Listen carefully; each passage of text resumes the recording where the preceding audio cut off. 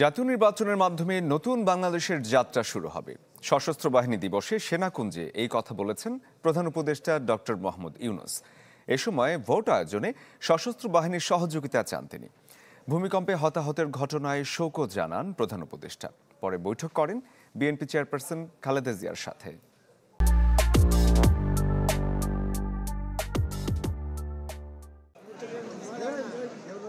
সেনাকুঞ্জে সশস্ত্র বাহিনী দিবসের সংবর্ধনা অনুষ্ঠানে প্রধান উপদেষ্টা পৌঁছান বিকাল 4টার পর। তাকে উষ্ণ অভ্যর্থনা জানান তিন বাহিনী প্রধান। অনুষ্ঠানের শুরুতেই ভূমিকম্পে নিহতদের স্মরণে পালন করা হয় নীরবতা।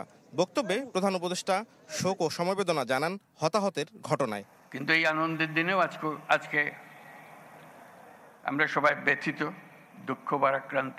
হঠাৎ ভূমিকম্পের কারণে দেশ গঠনে সশস্ত্র বাহিনীর গুরুত্বপূর্ণ ভূমিকার কথা তুলে ধরে প্রফেসর ইউনূস বলেন, প্রতিটি দুর্যোগে সশস্ত্র বাহিনী দেশের মানুষের পাশে থেকেছে, যার ব্যতিক্রম ঘটেনি জুলাই আন্দোলনেও। বলেন, আগামী নির্বাচন খুবই গুরুত্বপূর্ণ।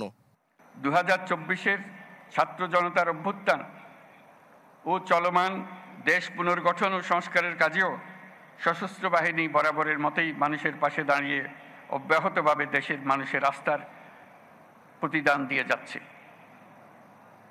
আমি বিশ্বাস করি, গণতান্ত্রিক ও নিয়মতান্ত্রিক নেতৃত্বের প্রতি অনুগত বাংলাদেশ সশস্ত্র বাহিনী তাদের পেশাগত দক্ষতা ও দেশপ্রেমের সমন্বয়ে দেশের জন্য ত্যাগ ও তৎপরতার এই ধারাবাহিকতা অক্ষুণ্ণ রাখবে। বাংলাদেশের গণতান্ত্রিক উত্তরণে আসন্ন নির্বাচন একটি গুরুত্বপূর্ণ অধ্যায় হিসেবে বিবেচিত হবে। আমার সুদৃঢ় বিশ্বাস, এটি নির্বিঘ্ন ও উৎসবমুখর নির্বাচন হবে।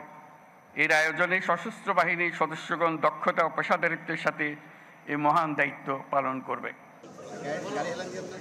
বিকেল 4:30টার দিকে অনুষ্ঠানস্থলে আসেন বিএনপি চেয়ারপারসন বেগম খালেদা জিয়া। কুশল বিনিময় করেন উপস্থিত বিশিষ্টজনদের সাথে। পরে বেগম জিয়া দ্বিপাক্ষিক বৈঠক করেন প্রধান উপদেষ্টার সাথে। ডক্টর ইউনূস বিএনপি চেয়ারপারসনের শারীরিক অবস্থার খোঁজ নেন এবং সুস্থতা কামনা করেন। তাকে ধন্যবাদ জানান খালেদা জিয়া। আয়োজনে তিন বাহিনীর ঊর্ধ্বতন কর্মকর্তা ছাড়াও যোগ দেন বিচারপতি, রাজনীতিবিদ, কূটনীতিক ও সাংবাদিক সহ ঊর্ধ্বতন সরকারি কর্মকর্তারা।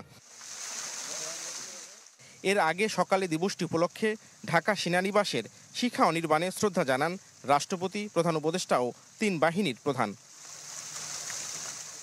পরে বীর মুক্তিযোদ্ধা ও তাদের উত্তরাধিকারীদের সংবর্ধনা প্রদান করেন প্রধান উপদেষ্টা ডক্টর মোহাম্মদ ইউনূস। নাফিউল ইসলাম লিংকন, চ্যানেল 24, ঢাকা।